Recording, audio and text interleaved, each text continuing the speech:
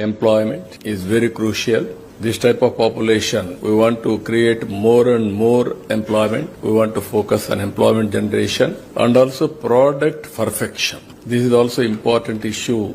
India is working now how to make product perfection. That is another exercise. For all these things, we are going skill census first of its kind in India.